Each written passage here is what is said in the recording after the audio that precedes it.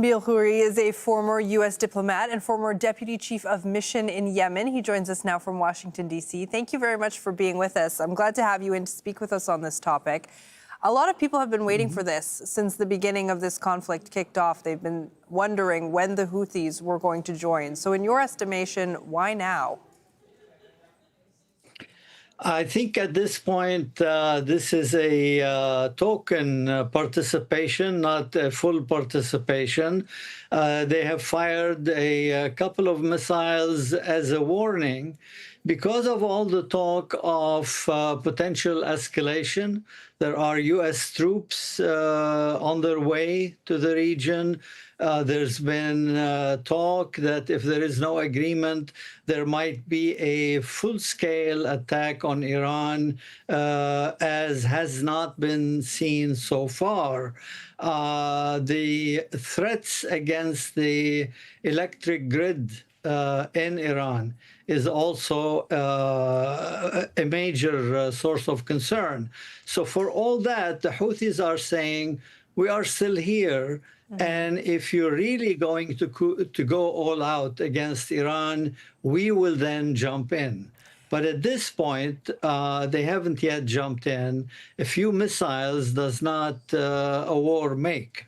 So if that's the case, if this is sort of a warning message, how does this change the calculus in Washington, or does it?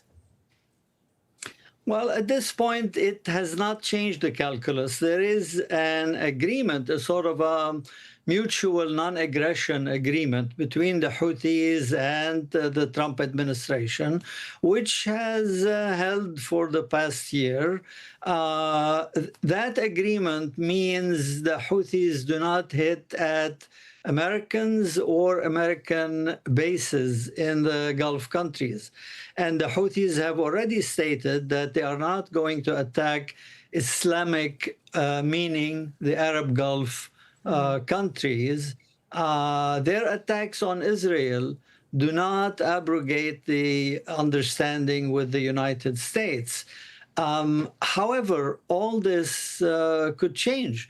Right now, for the Trump administration, the Houthis are still a marginal factor, not worth bothering with at this moment. However, if in retaliation for a major escalation on the part of the U.S., the Houthis then jump in, they will not jump in with missiles because, frankly, on the ground and in the air, they are no match for Israel.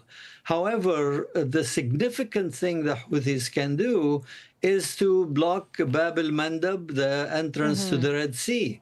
They could do that with small boats, with mines, with firing missiles. All they have to do is fire at a couple of ships coming through.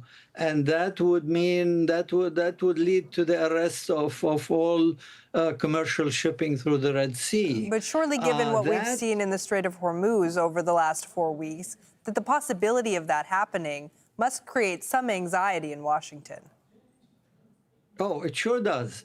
But that would be the red line. Right now, Washington is not considering doing anything against the Houthis. If they block Bab-el-Mandeb, that would be a major step.